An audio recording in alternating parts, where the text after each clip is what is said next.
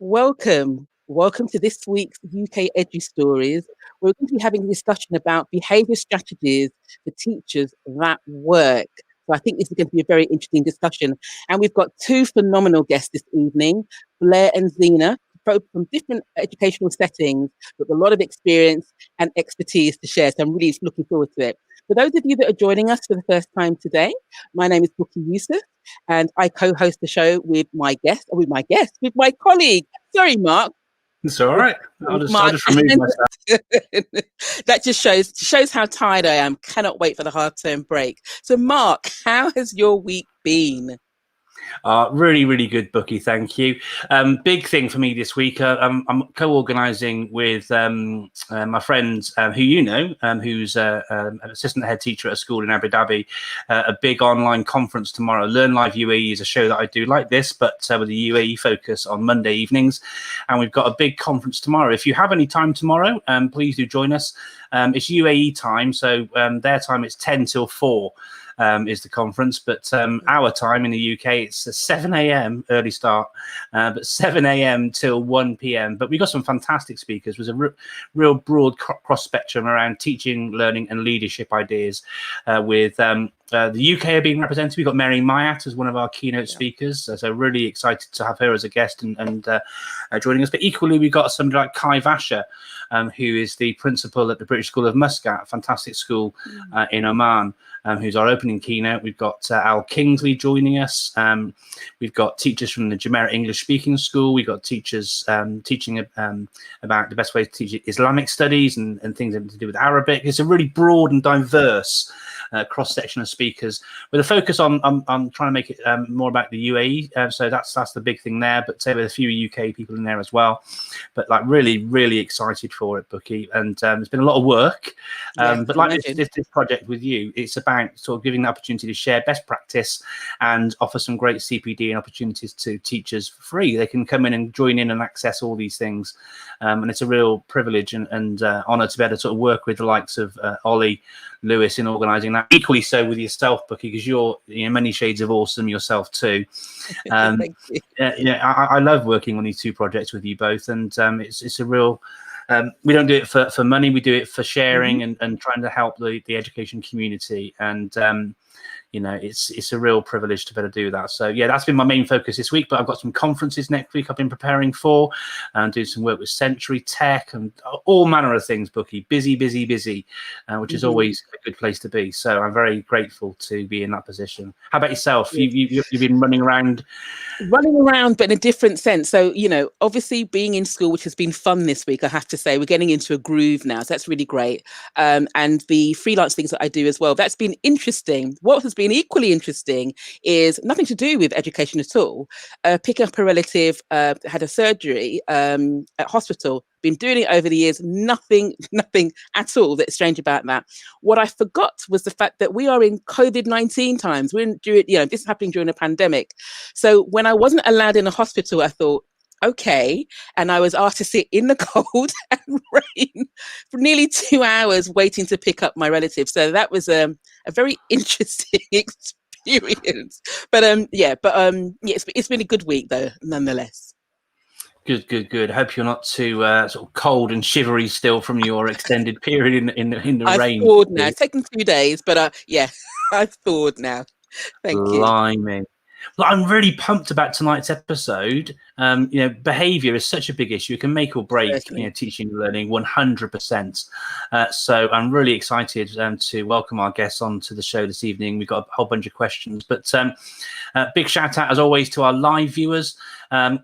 Always very happy to have people join us of an evening. Please do use the chat feature, even if it's just to say hello. It's lovely to know that you're there listening, paying attention and engaging with what it is that we're doing. So please do sort of send through your hellos and all that sort of thing. And equally, it's a real opportunity. Whilst our guests are serving teachers and have got lots of experience and things, and we've got some great questions lined up to sort of drill down and get ideas from them around behaviour strategies that work. What's great is, I've got 1 or 2 years of experience, shall we say, in education, and also Bookie works in a really interesting setting as well. So she'll better bring her own perspectives on how to make behaviour work and have some strategies around those sorts of things as well. So please do ping through those questions so that we can best support you with the things that you want help with in your schools as well. So with that in mind, actually, we've got one comment just come through as well. We've got Claire Peary. Hello from Aberdeen. Brilliant stuff. Hello. Welcome to the show, Claire. Very, very grateful to have you joining us this evening. Thank you so much for that. So, Bookie, should we bring through our guest, our first guest? Please. Yes, please, Mark. Okay. Yes. So our first guest this evening is Zena Zenonos. I hope I pronounced your surname correctly, Zena. Is that right? You did. That was my maiden name, so it's Zena Zenonos-Walker. It's just too long for Twitter, so I've just Zenonos. Right. So thank you. Welcome to the show, Zena. How are you? I'm really good. I mean, I've had a bit of a knockback today. I didn't get shortlisted for a job that I'd applied for, and I was really excited about it. But we all have to share our vulnerabilities. I think that's having the courage to do that is really important. And I'm back up again, and I'm really excited to be here this evening. Great. So yeah, thank you so much for having me. I'm really honoured. Oh, bless you. You're very, very welcome. And sorry to learn about the knockback. These things sometimes, I've applied for jobs and not had interviews before, not been shortlisted. A shared experience and things, isn't it? But absolutely, it's happened to me. I'm sure it's happened to Bookie as well. And the thing I've learned about that sort of thing over the years is to reflect on it as being a bit of their loss first of all, and equally just to share that if they felt at that stage it wasn't a good fit for them, then it probably wouldn't have been a good fit for you in the long term anyway. Yeah. So I'm really, really sorry to learn about that, but I'm sure it'll only open up more doors for you for opportunity in the future. Thank you. Bless you. It's all right. Speaking of that sort of thing, though, Xena, could you please share to our audience a little bit about who you are, where you work, your experience in education, that sort of thing, to sort of set the scene for where your experience comes from? So obviously my accent is a London accent. So I'm from North London, moved up to Leeds about 3 years ago. And I have been teaching for the last 15 years, and I've been a senior leader for 7 years. I'm currently working in a wonderful school in Bradford, and I've been there since last November.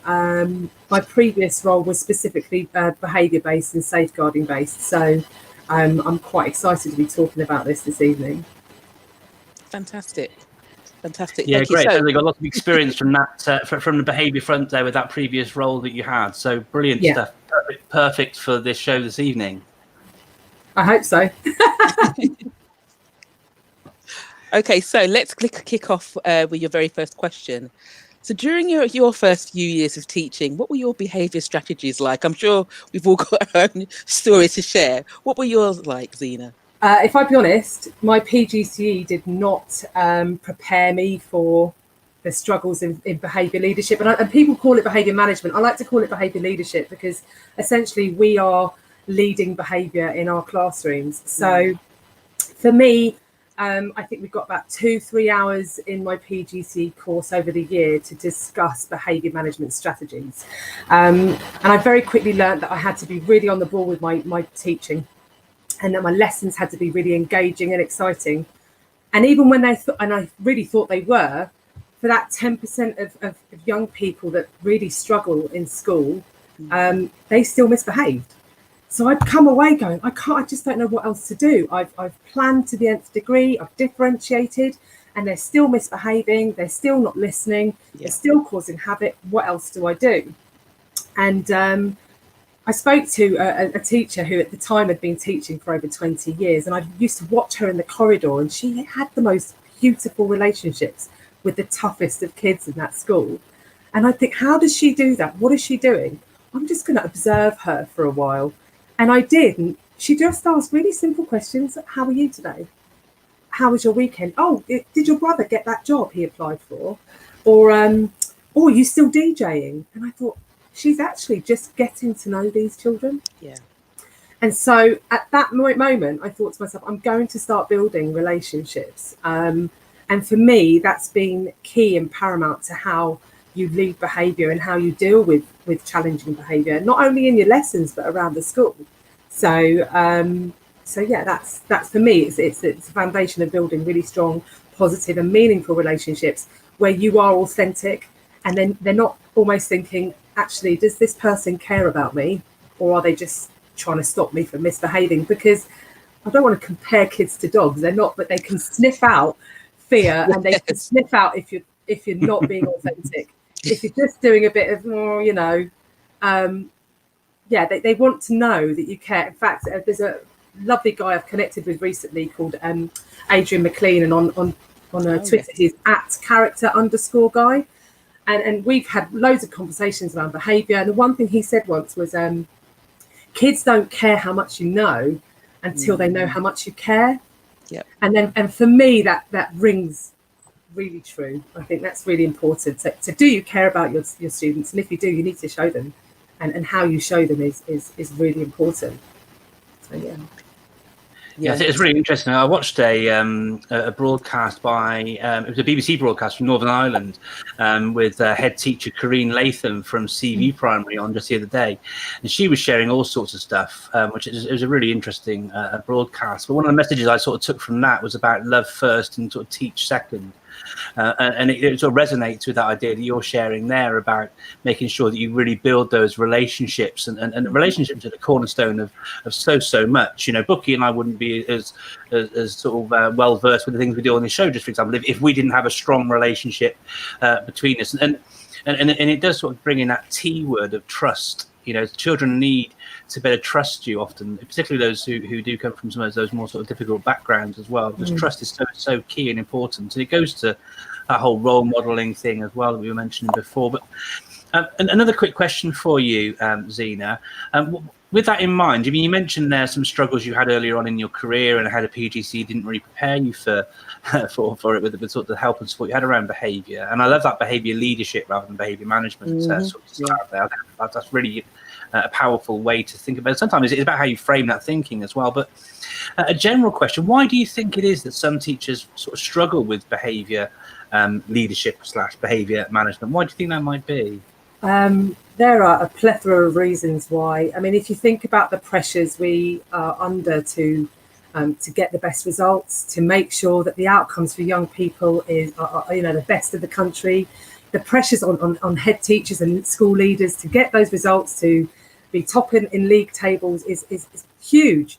Workload is another reason for why, where am I going to find the time to build a relationship with this kid when I've got so many books to mark, or I've got to plan these lessons and I've got a small family at home. There are so many different reasons.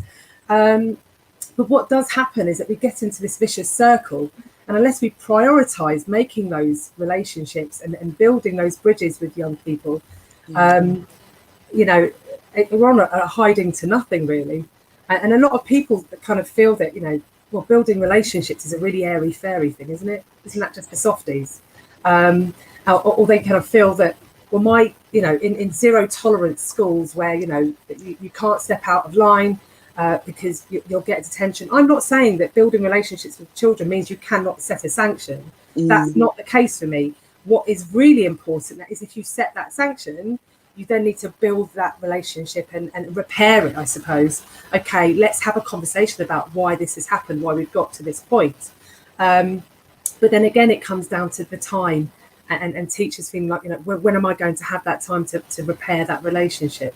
So, yeah, absolutely. And just to add to that point as well, you were saying sometimes having the sanction is part of the expectations as well. And I know from experience, some students, it gives them a sense of the fact that they know that you will, you mean what you say and you follow it up.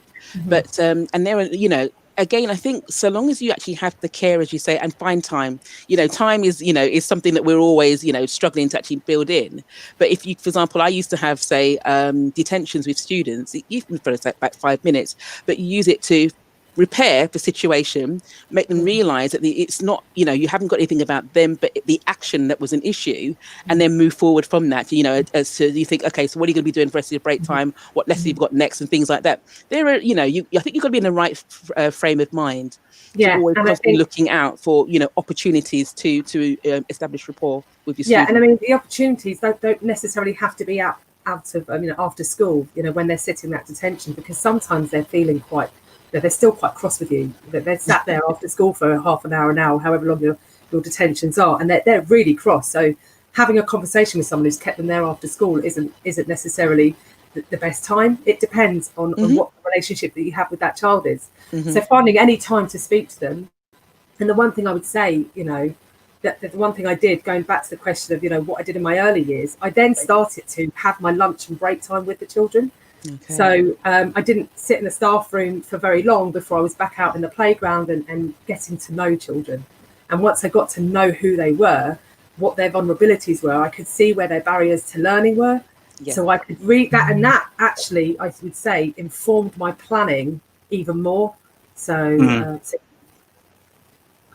no, that repair and rapport thing is so important. We have some lovely comments from Mark Ryan, who's Run Educator on Twitter. In fact, he's one of our speakers tomorrow at the Learn Live UAE conference, talking about middle leadership. So I'm really excited to welcome him to the conference tomorrow. But he's shared quite a few messages. He's talked about behaviour management, starting with students actually knowing their teachers and finding that respect, and the importance of sort of sharing stories. He also talks about the use of our words being important, and I think there's an important distinction in one of his messages here, where he talks about how the use of words is really important. But is it a detention, or is it an actual reflection to sort of have a conversation around those sorts of things? And ever the teacher, he's even corrected his own grammar in that previous message. So he said the words we use is important, and we all know, Mark, it should be more important. Well done, Mark. Cheers for that. That's really important, because actually, when I in a previous experience when I was leading behaviour, I did call it detention, because there was a bit of a conflict with having to get staff on board to really go down a restorative route. Actually we want to set detentions, and that was fine. So I did call it detentions for reflection. So yes, I mean, it's a bit, what's the word I'm looking for? I can't think of the word, but yes, I mean, some people would think, well, that defeats the object of a reflection, but actually, it worked for what it was. Yeah. That's really interesting. When you talk about restorative practices as well, I know in our little pre-show conversation, you talked about the work of Mark Finnis, who is someone who's really sort of hot on the whole restorative approaches. Whilst I bring that sort of thing up, Zena, do you think this is the right time for you to share those slides you were talking about before? You did with Mark. Now, let's see if this works. So share my screen.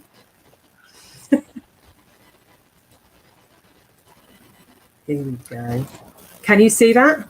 I got your screen. It's just coming through now. There we go. And it is up. So all you need to do now is just really, you can talk around your slides like this if you want to, or if you want to, you can put your presentation full screen and. Oh, fabulous. Thank you. That's entirely up to you. So I'll just give you a bit of information. When I first met Mark, it was at a Lose the Booths conference in a local school in Leeds, and he was so inspiring. I mean, he talked about, having to change the language around the children and the families and the communities that we serve. And doing that will enable us to see them in a different light. So instead of, saying a child has challenging behaviour, that we will call it distress behaviour. Or instead of saying that somebody or a child is attention seeking, we're calling it attention needing. And a difficult child is a child with difficulties, and a troubled family is a family with troubles. And automatically, when you start to change that language, you do start to think differently about those children. And let's face it, the children that come every single day that give us a lot of grief and are really challenging, they come to school for a reason, and it is for those relationships. And I know that's something that Rita Pearson says, every kid needs a champion. And if we're not going to champion those children that really need it the most, who are we going to champion? And, I was lucky. I have a family that always supported me in school. But those that didn't, you could really tell who they were, and they needed that champion. And if I move to the next slide, can you see that one? Yeah. Fabulous. So this is the 4 ways of being. And he talks about, along one axis is challenge, and behind challenge is things like setting limits, high expectations, accountability. And along the bottom, you've got support. We talk about compassion, empathy, love, listening, and somebody who has really high challenge and really low support, that falls into that 2 box. So, you know, we're doing things to children rather than, you know, with them. And so that's largely a punitive approach, what we call positive discipline. And again, if you have somebody who has really high levels of support but low levels of challenge, you're in that 4 box. And actually, that's equally as damaging than doing things to children, because we're not teaching them, we're not doing anything for them, or with them, should I say, but we're doing everything for them and making excuses for them, and that's not what that's not what children need. And if you're in neither, then you're in that not box, and he calls that neglectful practice. Is that you should, quite frankly, not be teaching. And essentially, we want to be in high challenge and high support, where there's high levels, high expectations, and that's mirrored with lots of love and lots of empathy and compassion. But having those high expectations, for me, is absolutely key. And I think a lot of people think, if you're spending time being restorative, you haven't got high expectations, and I think that's a very wrong way to look at restorative practice, if I'll be honest. But yeah, so that's in a nutshell, really. Brilliant. Thank you, Zena. Mark's followed up as well, and in agreement. So simple and so true, and he thanks you for sharing that as well. He's also reflective of me, because he says an exhausted teacher is a teacher without coffee. You'll be very pleased to see my coffee just to hand here. Thank you for your comments so much, and thank you for sharing that, Zena. Thank you. No worries. All right, so I'm going to ask another question, perhaps a little bit more challenging. What are the type of things that SLT can do to support the behaviour strategies that work within their school context? I think first and foremost, you need to know your school. You need to know your children, and you need to be the highest and the best role model for the rest of your staff. So as soon as you're not consistent, and I'll come back to that word consistent in a second, then things start to fall apart. And for me, there's a lot of lessons that I learned. I needed to make sure that staff knew exactly what the outcomes were for decisions that were made when it came to certain behaviours. But also this idea of consistency, doesn't mean that everybody has the same sanctions. We're looking at things like flexible consistency, which means that every child is treated in the way that they need to be treated, depending on their needs.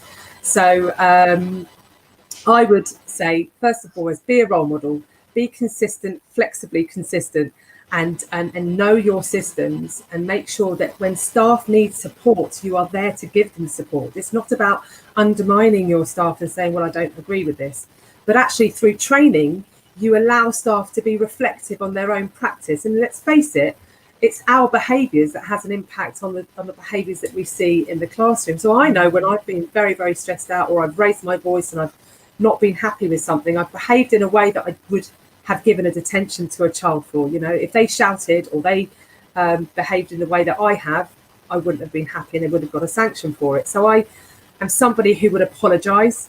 So role modelling that apology in front of staff was really important for me. There's an incident with a young child who was very, very cross with me. He was someone who kept skipping his detentions. And so he had his trainers in my office. I wouldn't allow him to take his trainers until he sat his detention. And he ended up kicking and swearing and screaming and kicking my door. You beep, beep, beep, give me my trainers. And staff were walking past. And I could have gone 2 ways. I could have been like, how dare you treat me like, how dare you speak to me in this manner, But I remained really calm. And then I actually realised he was in fight or flight mode. Yeah. So I had to really tread carefully. And then I followed it up the next day. It wasn't a case of me having to be the big bad boss and showing him that I was going to do whatever I could do. It was making sure that he was able to calm down. The following day, I followed it up with, let's talk about what's happened here. And, a lot of staff were quite surprised that had happened. But, we all make mistakes. I don't think I dealt with that in the best way. And, but I was able to repair that relationship and make sure it was okay. So your vulnerabilities and your mistakes are really important that staff see that, and how you correct those or learn from those mistakes is equally as important. Thank you, Zena. That was a very comprehensive answer. Sorry.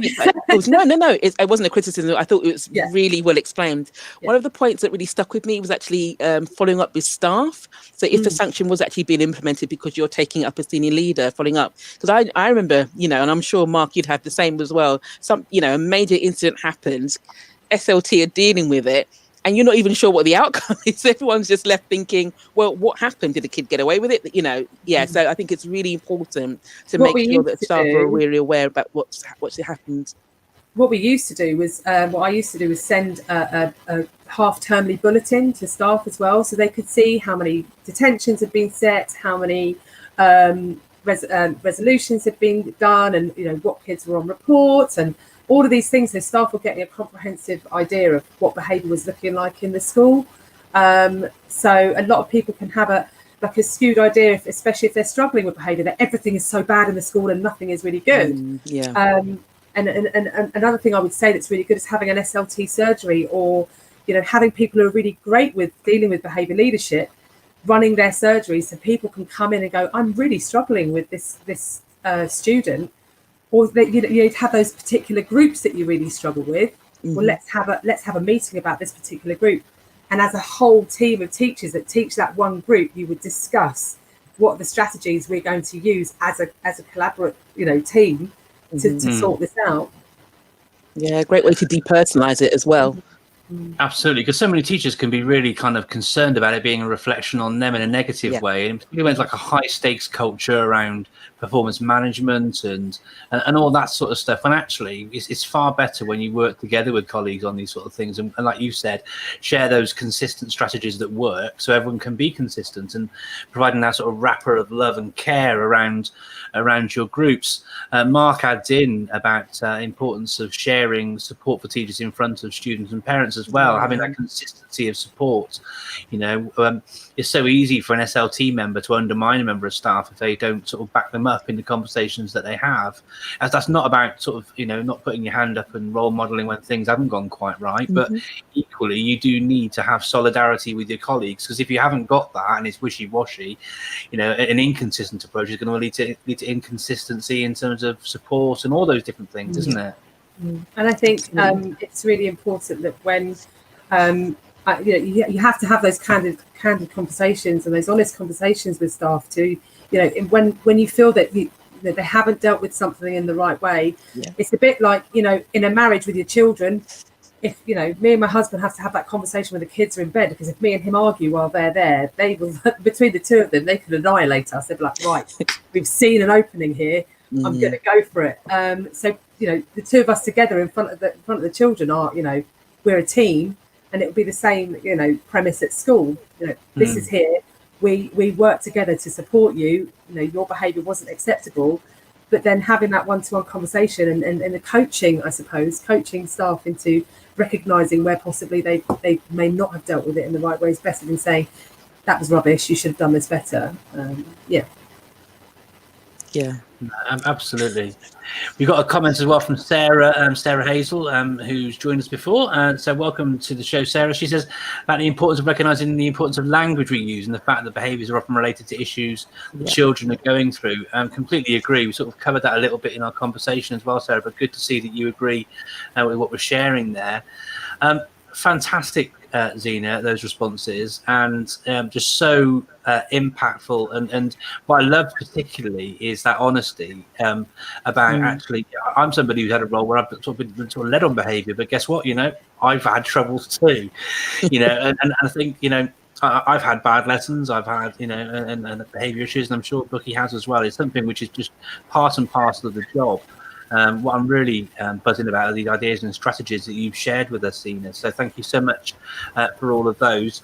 I'm looking at the time book. I think it's probably time we brought in our next guest. Definitely, yes. We'll be rolling over. Now, ladies and gentlemen, viewers this evening, I'm going to let you into a little secret. Before we went live this evening, we did have the inaugural meeting of the Blair Minchin fan club. Xena and Bucky really are the founding members, it seems, but really pleased. I have to say, I love his output and the things he shares, the creative ideas, the things he does for his learners. I can't remember who it was now. Somebody I follow on Twitter though regularly sort of shares. It may have been. I can't remember, so I'm not going to say. But someone says, "I'd love for you to be a teacher of my children." Blair definitely falls into that bracket. Oh, It's yeah. something that Xena said to did. Blair. So I'm picking him up now. He's probably. I can see him down in the virtual green room. He's now a virtual red-faced, cheek embarrassed room from his figure. But I'm really, really pleased to welcome Blair Minchin, Mr. Minchin on Twitter, to the show this evening to share with us this evening. Welcome. Hello. Hi, that is incredibly humbling. Thank you very much. Lovely to be here, though. Thanks for joining us. Your lovely tweets as well. I saw some of your tweets while you've been sort of waiting to come and join us. So thank you so much for your kind words in those tweets as well. Thank you so much. No, For those people who don't know you and aren't your fan club founding members, could you share a little bit about who you are, what you teach, where you do, what led you to where you are today in your career? Is that okay? Of course, yeah. So my name's Blair Minchin. I'm on the floor in my bedroom because we recently got a puppy, and the other rooms are taken, so I can't be at the desk. I worked in law. I did my law degree at Dundee, then my diploma in legal practice, and then practiced commercial litigation for 2.5 years. Hated it, and I'm quite open about that. I really didn't enjoy it at all. I was doing a mock court project through that, working with primary kids, and just loved it. Loved every minute of it, and thought that's what I want to do. So I went back. I became a pupil support assistant for a year. Went to Edinburgh University, and I'm going into my fifth, something like that. Anyway, year of teaching now. I was in Fife, and now I work in a city centre school in Edinburgh. So yeah. I was going to say, time flies when you're having fun, and there's that other quote, isn't there, as well? If you do a job that you love, then you never work a day in your life as well. And it sounds like a little bit like that for you with what you're doing now compared to the legal work, Blair. Oh, 100%. Yeah, it is. I just love every single day, even the bad bits. Still love it. Oh, brilliant! Thank you. Did you want to start with the first question, Bookie? I do. I'm just trying to find a juicy question here, actually. Okay, so you know what? Because obviously, yeah, this is my fangirl moment. I saw a lot of your Instagram videos. Sorry, just had to come up there. Can you share any behaviour strategies that work in a blended learning context? So, for example, strategies that learners could actually implement online as well as in a classroom setting. What have you found that works? You know, that's the one question. I was like, oh, I don't know what I'd say for that one. It's just so funny. And listening to Zena speak, because I kind of came back, I was doing a wee podcast and that. I was like, Zena's saying all this amazing stuff. So I've started typing everything up over here on my laptop. And it's like, yeah. Oh, you know what? I taught primary 7, which is year 6 down in England, I think. Okay. So that transition stage going up to high school last year, and so that was when we shut down and we had that whole blended learning thing going on. Well, it was remote learning, wasn't it? Mm-hmm. Oh, we had a few incidents, where we had to kind of mute people and things like that, and it was really, really bad. But you know what? It was opening up. We were on Microsoft Teams, was how we were delivering learning. And I think it was much harder because we couldn't do face-to-face camera stuff. Our council switched off the kids' cameras. So it wouldn't really be a good idea to get online and like me speaking to someone like So, but it was, you know what? It was such a different way to approach it because you were chatting online and basically effectively like a chat room, you know, it's okay, it's Microsoft Teams, with an 11 or 12-year-old, which was so interesting because, you know, it's like as well, a parent could see this, whatever. So thinking about your words, and I think what Zena was saying about, and Mark was saying about language, picking that really carefully and having to think, you know, because we were also in that difficult predicament that if we pushed too hard, that child would totally disengage, and then we wouldn't see them again for that transition period and the learning that we were hoping to, you know, continue. So, yeah, tips for it. I think it was lucky. We had to do the groundwork beforehand. We knew how to speak to the two young people who, were found there were some obstacles to them accessing remote learning, put it that way. A lot of distractions going on. So, I think it was those relationships we built up, and the way that we talked to both of them was quite different, actually, as well. One was a bit more stern, The other one was a bit more understanding. You know, is there anything else we can do for you? Da, da, da, da, da, that sort of thing. Okay, that's interesting. Thanks. So, Thank you. And it's interesting you said about the routines beforehand and also the relationship. So it does actually resonate a lot with what Zena was saying. So thank you. And I know it's a difficult question as well, but I think that it's because we haven't been trained in it, have we? Like, we haven't been trained to be remote learning teachers, so it's so different.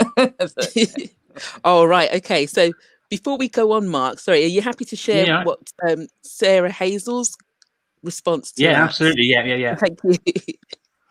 So context, I'll just contextualize this for a second. So Sarah is a classroom teacher, but she works for a company called Tute who provide live online learning all of the time. So this is her bread and butter. And worked with children, to face all the time. Now, Tute due diligence is a company that I've worked with, and I've attended a variety of lessons delivered. This is well before lockdown. I did a review and did some consultancy for Tute as well.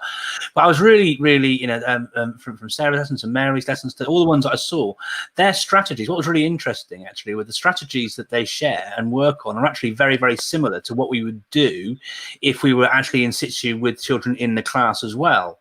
But as Sarah says, it does happen. Behaviour issues can still happen online as well as you might have face to face. What would be great, Sarah, would be if you could actually follow up. If you've got any sort of top tips from your experience, actually, in relation to that question, for us to share with our guests and to our wider audience, because that'd be fantastic. Because I know you've got an awful lot of experience in this sort of thing. So please do share those. But absolutely, you can get behaviour issues whether it's face to face or online.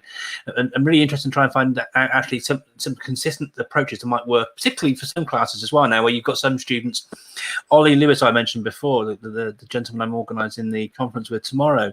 He's working in a hybrid situation where he's got some students in his actual classroom, he's got some students in the classroom just down the corridor, and he's got some other students coming in through Teams from their home because they're isolating as well. Oh, wow. So, how do you manage that? How do you teach that? What are your consistent approaches for behaviour and all of this? It is, and like you've said, Blair, it's about getting the training for that as well. I mean, there have definitely been times when I've taught before where I felt like I wish I had that mute button where I could just make all of my class just go like that. You can't have that in your actual classroom. But it'd be so great to hear some of your insights, Sarah. If you could share those with us, that would be great. And whilst we're hoping Sarah will reply to that, can I come back to you, Blair, with another question, please?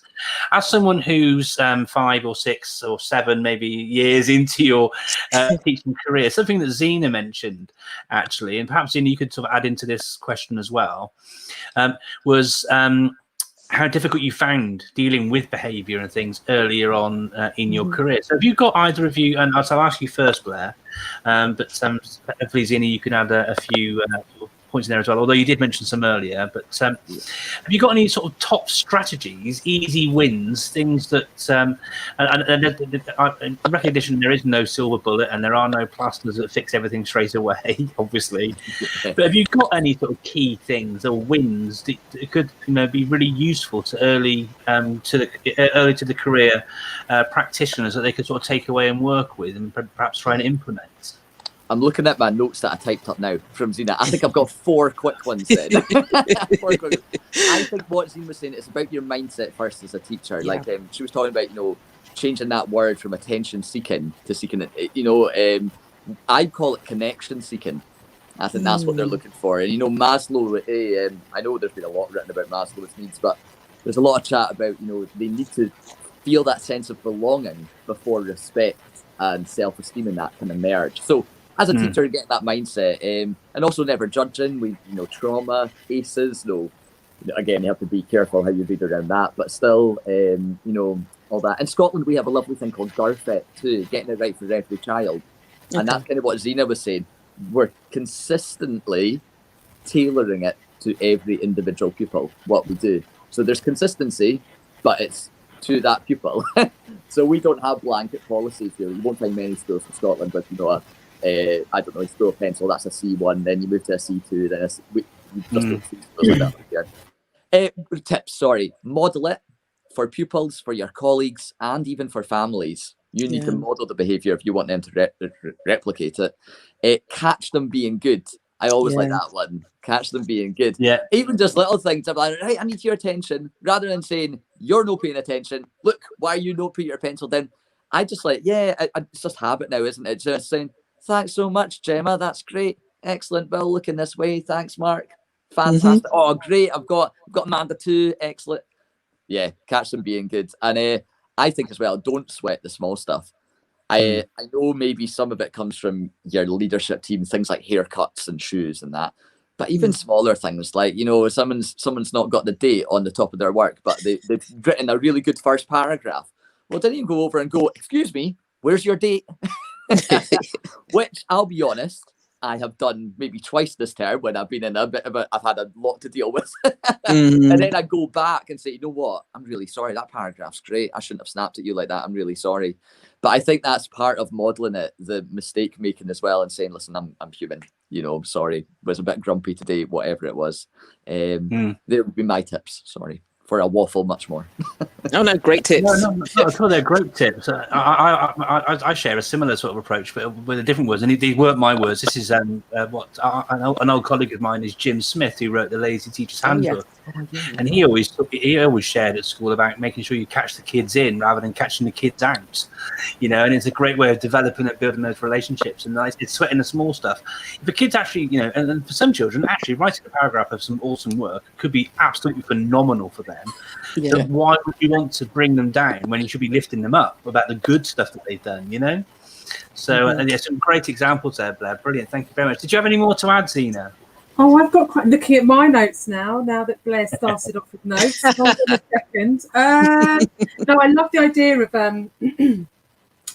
of catch me doing it right is absolutely, and also focusing on the positives rather than negatives. So if there's one child in the room that's not getting it right, we're constantly paying that child the attention rather than looking at what all the other children are doing that are right and saying, actually, isn't this wonderful? Look at Xena. Oh, look at Bookie. Look at Mark. Look at Blair. It's fabulous work. Excellent postures and learning postures. Isn't this wonderful? Having really clear boundaries for me is really important.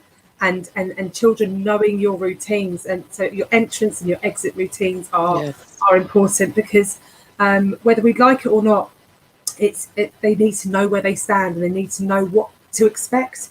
And Blair talked about children who've suffered adverse childhood experiences.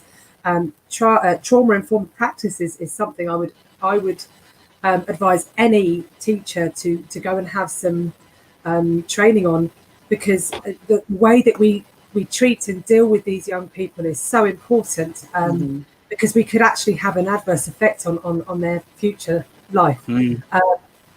So creating a safe space where children can fail and still stand back up again and do what's needed to be successful is really important. And this goes into the types of character traits we're trying to teach children in every lesson we have with them, in every interaction we have. We want to teach them how to be in the world and find their place in the world. So, absolutely. I completely agree. So meeting and greeting your children. How are you meeting them in the morning? Are you someone who's like, morning, yeah, get in, morning, or are you like, Blair, it's so lovely to see you, good morning, look at that wonderful smile, you're looking really smart, in you come.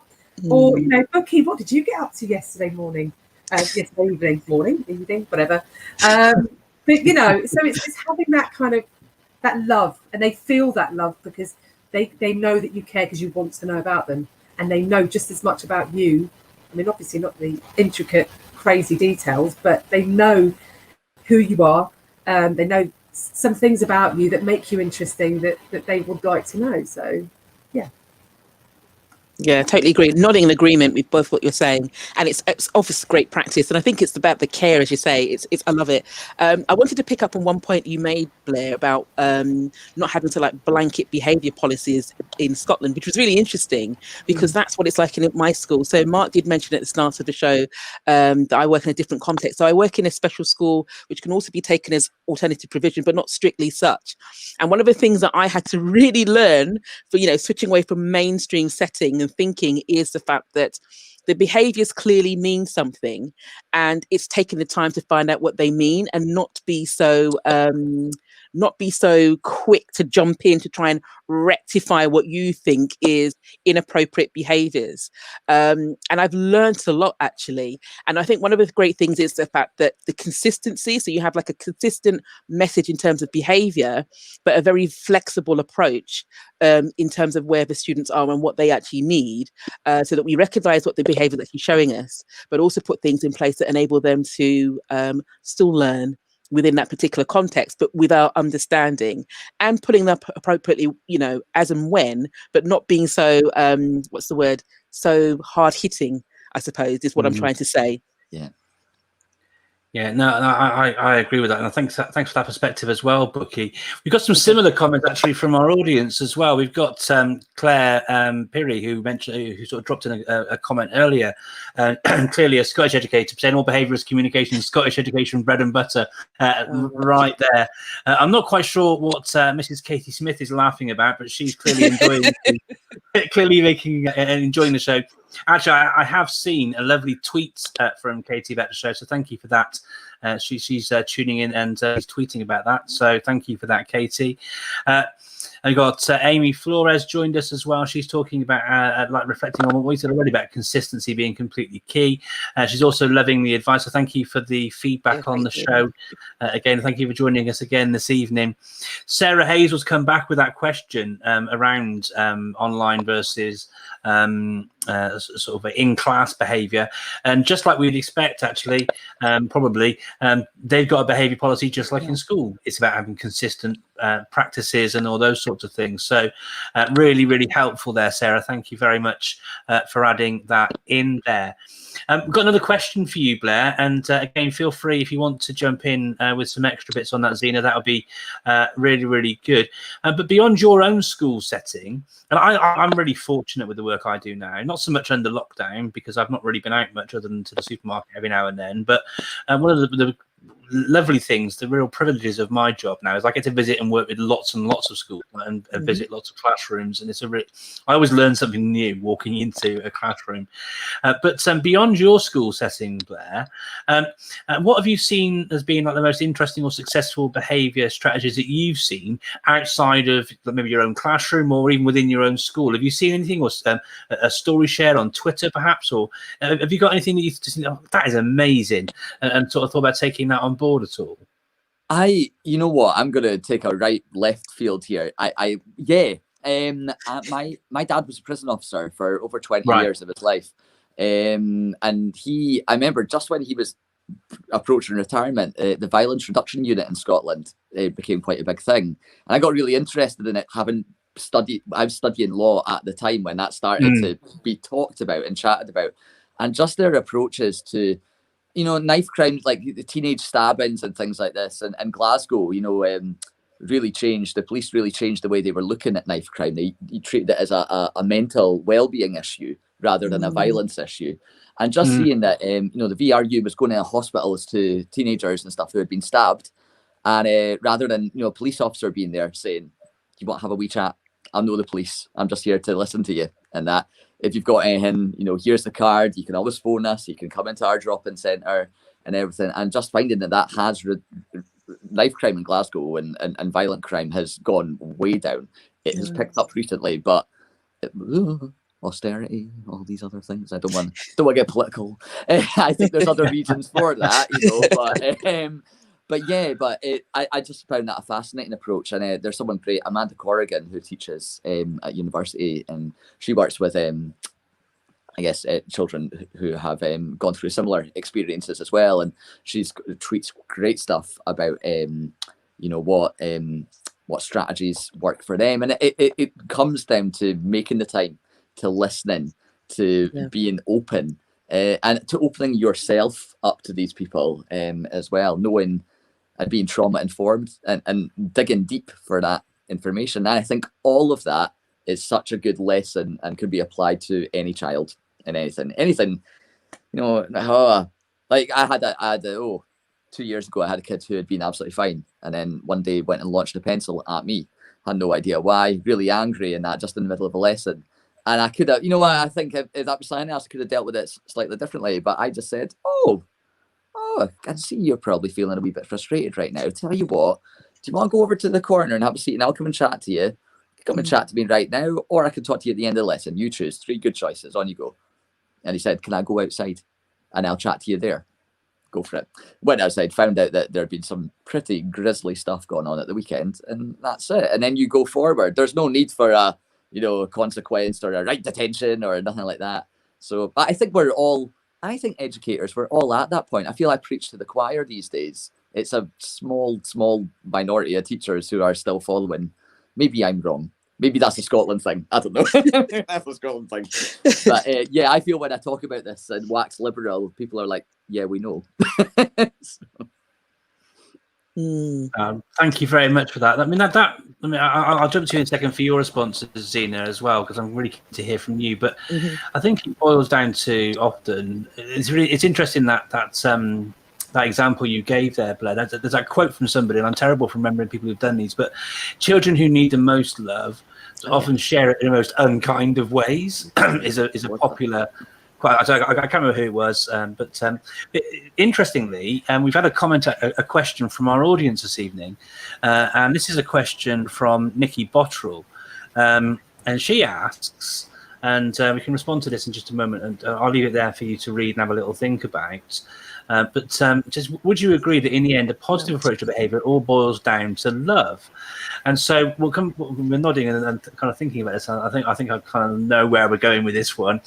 But jumping back to the question I asked, as she also says, not to sound too soppy, but I love it. Zena, back to the original question. We'll come back to that one from Nikki in just a moment. Did you have any thoughts on that, following up from what Blair shared? Yeah, I mean, I follow, if anyone doesn't follow, at Action Hero Teacher, Carl Poupe, who's absolutely phenomenal. And I've read his book recently, and he's got some great ideas. He talks about the crap sandwich. So within teaching and learning, how you can support behaviour by, giving some really positive feedback at the start, saying something that you could improve, and then ending on a real positive so that child doesn't walk away thinking, oh, I'm totally rubbish. But, it's that putting the crap in the middle, but also giving that really important feedback that they need to improve and get better. Paul Dix, if you don't follow him, you need to follow him. He's written the wonderful book, When Adults Change, Everything Changes, and I'm really excited. He's just announced today that he's got a new book coming out in March 21. Can't wait to read it.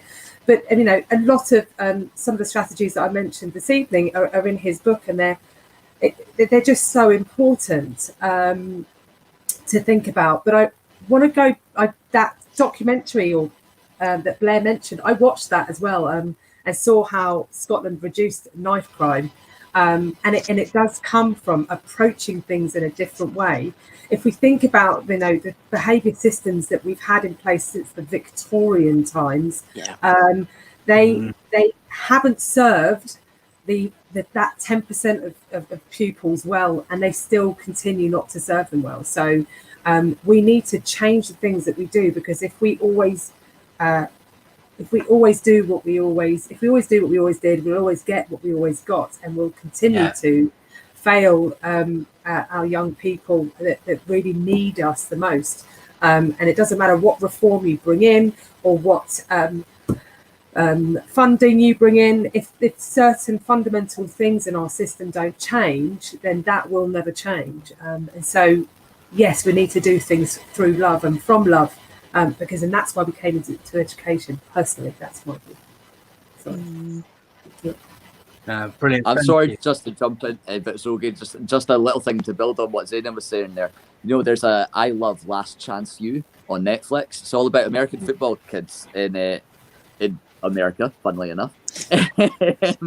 But yeah, these are children who have been kicked out of other schools and are taken on by I think they're called D2 colleges. But it's not really the coaches that have seen the teachers in these colleges. And, they ask them, why do you work here? You could be working at a university, some of them, we work here. And they say it's there because so long as we can keep them in an educational setting, their chances of going on to a positive destination are much more increased. Some days they come in, they don't do any work, they just want to sit and chat. I'm happy. so long as they're here and we're not hunting them out on the street or anything. And I think teaching, it needs to have that element. And like we said at the start, it's all about time, isn't it? It's all about resources. It's all about finding that, and that can be the real challenge. But if we know and we just stick to that and we bear that in mind, I think we're on the right track. Sorry. Can I just say, sorry, if you don't mind, there was a question I think I saw that talked about if teachers knew more about what was going on for children. Definitely. Make it easy. Well, I don't know if I agree with that.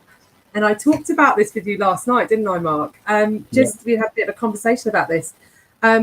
Actually, we don't know what happens in anybody's life behind closed doors. We should just treat people with respect and kindness and compassion. So, and understand that because we don't know what's happening, we should just treat them as if, there might be something happening. You never know. You don't know what's happening behind that smile. You don't know what's happening behind that child who's screaming at you. And we just don't want to assume that it's just the way that they behave. And having been a designated safeguarding lead and seen some absolutely horrific things that some of our young people are living through, and the fact that they are coming into school every day was an achievement in itself, is really quite amazing. But I just wanted to mention. Yeah, no, I've got a real life example I can share, and it's not my example, but it links directly to what you're talking about there. I saw a tweet yesterday from Bernie, who's Enterprise S-Box on Twitter, and he was talking, it's a little thread, but he talks about an incident that he had recently, not related to education at all, but he's talking about how he was trying to sell a coat through Facebook. And he talks about in the thread, and I'll share it on the UK Edu Stories hashtag in a moment. So you might not like me sharing this, perhaps, but in the thread, he talks about how when you try and sell something through the Facebook Marketplace, oftentimes, if they say it's £100, everyone will always come back and say, "I'll give you £20 for it." There you go. You get a lot of time wasters. You get a lot of people sort of trying to barter with you, all that sort of thing, and. He had someone come back to him who wanted this coat, who was interested in it, and asked for £2 off a coat. I said, I can't remember the exact price, but they wanted to take £2 off a coat. And he lost his temper a little bit. He didn't give them the benefit of the doubt and all this sort of stuff, and went back to them, as he explained, because he had so many negative experiences with people sort of wasting his time and things. But it turns out the woman replied and said, "Well, actually, no, I'm a domestic abuse victim, and actually, I'm in a real bad way at the moment. I'm really short on cash, and that £2 makes a big difference." And so it carries on. But he really openly, puts his hand up and says, I shouldn't have done that. And it's quite a long thread, but the tweet at the end of it says, "We seriously do not know anything about someone else's life. It is easy to react and shut people down. It's easy on social media in particular to expect the worst. But my advice here is to take a breath before you reply and engage with people. Try and stay positive and calm. And if you need to, admit your mistakes, but overwhelmingly be kind." And I think that really, that was just from yesterday, but that sort of stuff is just so powerful and so important. And I've been guilty of, and I'm sure we all have, in the heat of the moment when we're under pressure, the exams next week or the course which is due in tomorrow, or it's so easy. But to err is to be human. But what I think is so important with us in education is to have that fair cop gov moments.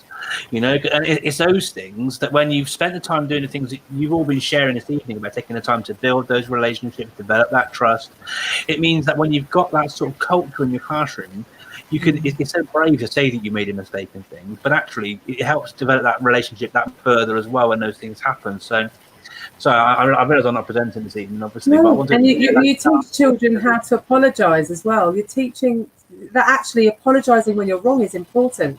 And if you never see, I remember the first time I apologised to a child, they were like, "Huh? What, a teacher's apologising?" That's such a powerful thing. But True. If I could just say one last thing about the importance of relationships, if I can just tell you the power of building an important relationship. In my NQT year, we had a student who was very quiet. She was absolutely wonderful. Her name is Asma. And one day she disappeared and I had no idea where she'd gone to. And then she returned back to school, I'd say about 4 or 5 months later, and it was really clear that she was wearing a wig. And it wasn't until I'd spoken to a member of the care team that said, she's got a brain tumour, she's not got long to live. And she came to my office and knocked on my door and just said, "Miss Zenonos, I'm really sorry to bother you. My head, this wig is really itching me and I need some help." Well, if you look at the state of my hair, I'm not someone who can do hair very well.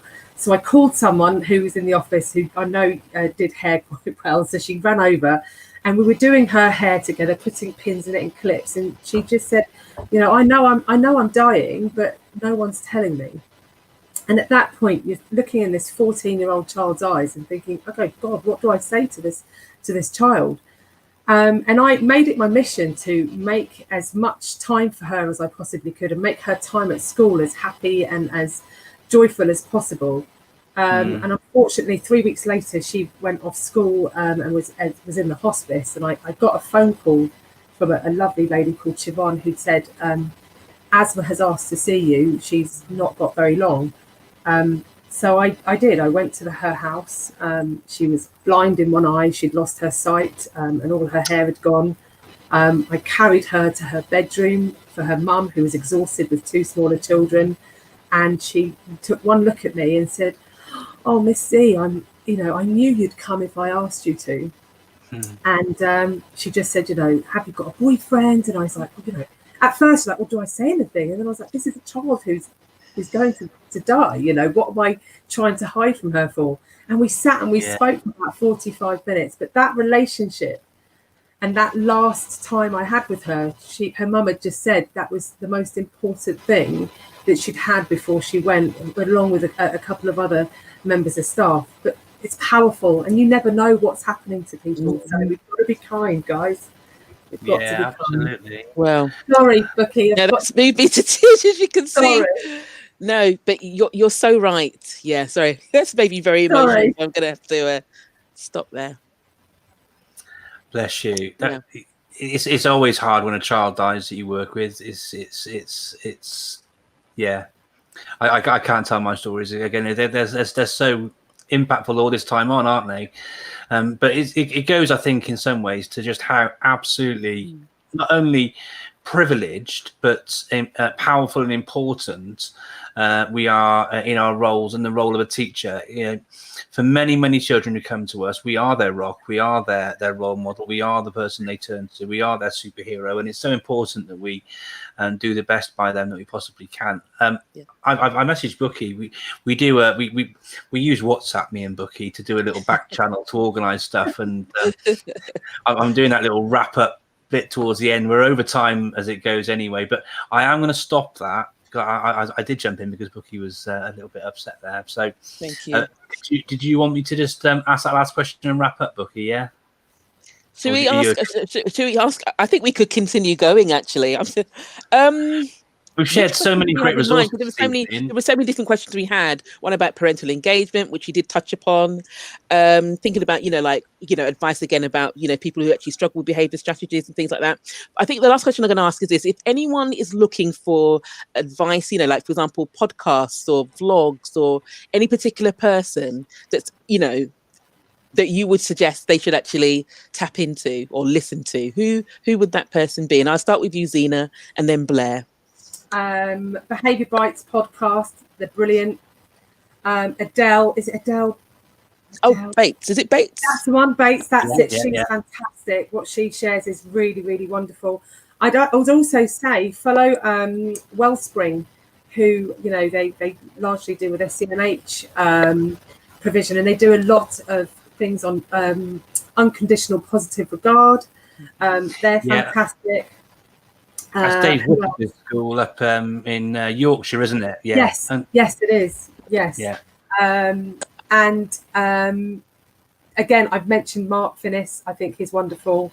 Carl, action hero teacher, and Paul Dix, definitely.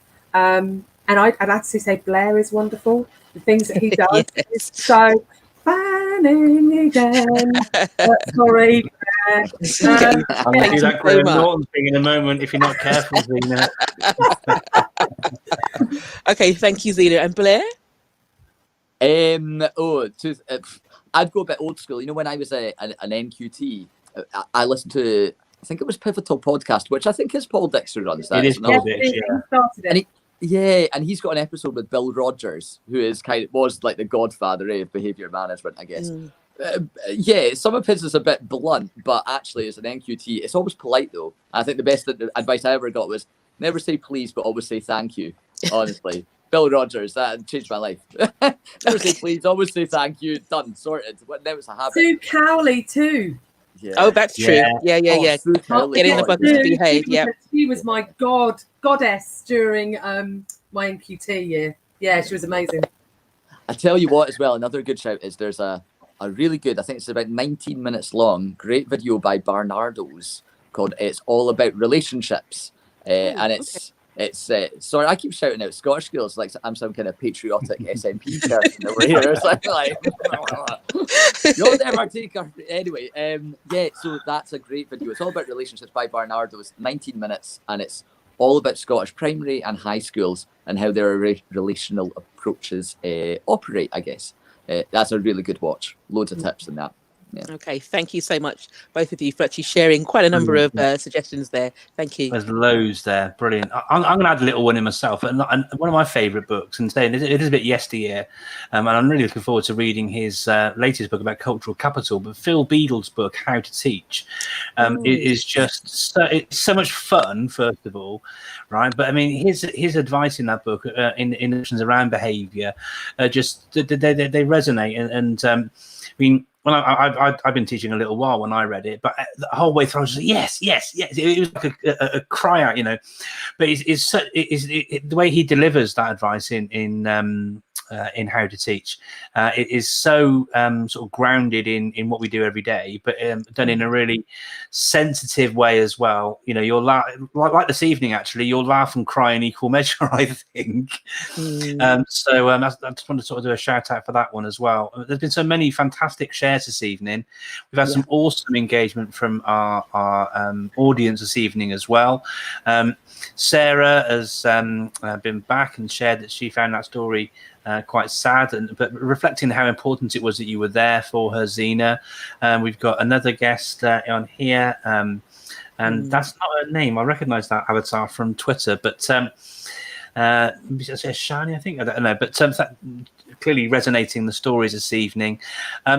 Just end with this final question. Thank you to our audience this evening. So lovely to have you join us.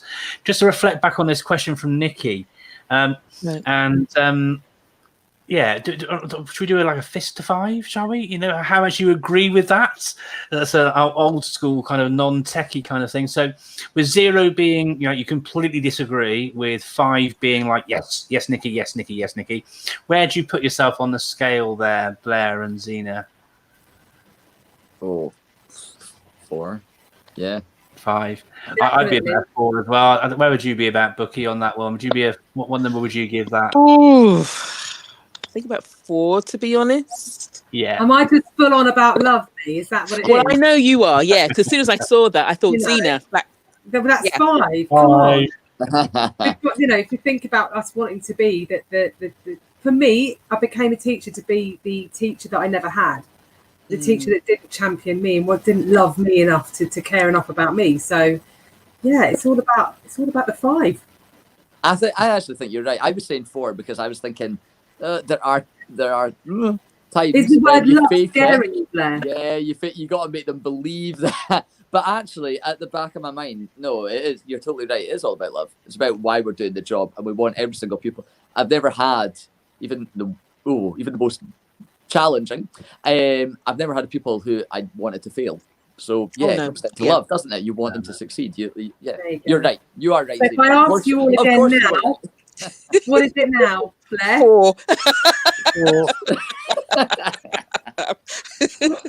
There's always room for improvement. That's what my youngest will always say, Daddy, there's always some room for improvement. So I love it. I agree. Look, it's time we were going. Thank you so much to both of you for the show this evening. As I say, I've laughed and cried in equal measure. It's been, absolutely brilliant to have you both on the show. just so many great takeaways and so many lovely bits of advice and resources and everything else as well. Thank you so much. Really, really appreciate it. And I love getting to see your fingers really up close every now and then, Blair. That's been my. It's almost like when you give me a fist bump. I have a puppy, okay, my resort. I'm on the floor. It's been wonderful. Thank you for having us. Thank you both. Thank Absolute you both for your pleasure. contributions to the So just to reiterate, if people want to find you on Twitter, I'll just run your little banners underneath again so people can see your Twitter handle. So Blair, he's on Twitter at Mr_Minchin. You can catch Xena on I've got them both on a little ticker underneath now, so you're there at the same time. So you've got Zenos, Zena. There it is again, coming across there. Please do connect with them both. I'm sure you'll learn as much as we have across the course of this evening. Thank you both so much for joining us. Thank you to our audience as well. And we'll see you again for another episode of UK Edge of Stories, 7 p.m. next Thursday evening. Thank you very much. Okay, take care, everyone. Bye-bye. Bye.